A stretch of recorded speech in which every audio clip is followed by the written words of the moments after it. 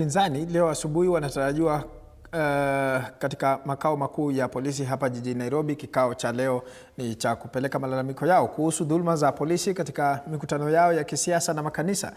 Siku ya Jumatano, vigogo wa upinzani walifanya kikao na makamishna wa IEBC kueleza kutoridhika kwao na utendakazi wa tume hiyo. Hebu tuvuke moja kwa moja, tuungane naye mwandishi wetu Apollo Kamau kwa njia ya simu atujuze mengi zaidi kuhusiana na kikao cha upinzani na maafisa wa polisi. Apollo Kamau, kama unanipata kwa njia iliyo safi zaidi, kikao kimeafikia nini hasa?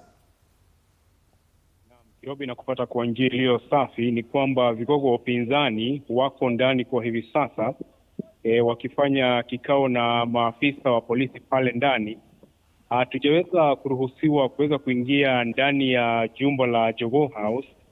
Kwa sasa tunasubiri tu hapa nje waweze kutoka ndani, wakuje wawasiliane nasi, waweze kutueleza yale ambayo wameafikiana. Kumbuka kwamba leo asubuhi kuanzia mwendo wa saa 4 walitoka katika hoteli moja katikati mwa jiji, wakatembea kwa mguu moja kwa moja, na pale ilikuwa ni vigogo Kalonzo Musyoka, Rigathi Gachagua, Justin Muturi, Martha Karua, Eugene Wamalwa. Yule ambaye alikosa pale ni Fred Matiang'i, yule ambaye ni mpeperushaji bendera wa chama cha Jubilee, hakuwa pale. Wakaweza kufika hapa, kulikuwa na msongamano kidogo, lakini wakaweza kuruhusiwa na kuingia huko ndani, na kuanzia asubuhi hadi hivi sasa hakujakuwa na fujo yoyote. Manake maafisa wa polisi hapa wamekuwa watulivu tu, kudumisha hali ya usalama na vile vile pia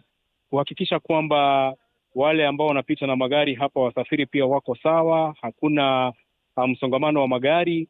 Lakini kumbuka kwamba ziara ya upinzani ama kufika kwao hapa ni muhimu sana, manake kuna yale ambayo yamekuwa yakitokea, ikiwa ni fujo, ikiwa ni ukatili wa wahuni na maafisa ambao wanasemekana ni wa polisi kuingilia mikutano yao, na hasa katika makanisa, na hasa vile vile ambaye alikuwa ni naibu rais Rigathi Gachagua, ambaye katika barua ambayo iliweza kuandikwa na naibu kiongozi wa chama cha DCP Cleophas Malala, waliweza kuwasilisha malalamiko yao wakisema kuwa licha ya kuwasilisha malalamiko hayo kwa maafisa wa polisi, hakuna lolote ambalo limefanyika, na kwa hivyo ndiyo sababu kuu ambayo wanatafuta kikao cha leo. Na kikao cha leo ni muhimu, manake kuanzia hivi sasa kitaweza kutoa mwelekeo kama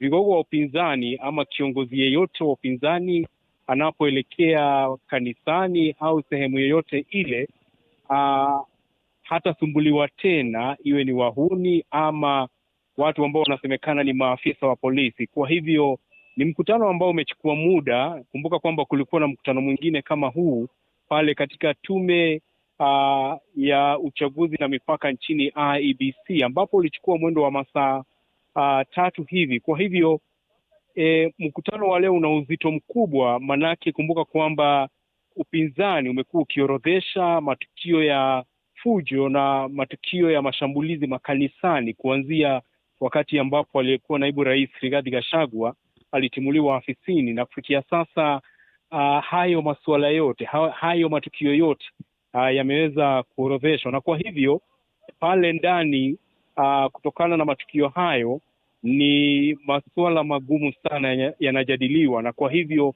hapa nje kwa sasa ni kusubiri tu waweze kufika na waweze kuwasiliana nasi, watupatie taarifa kamili. Kirobi.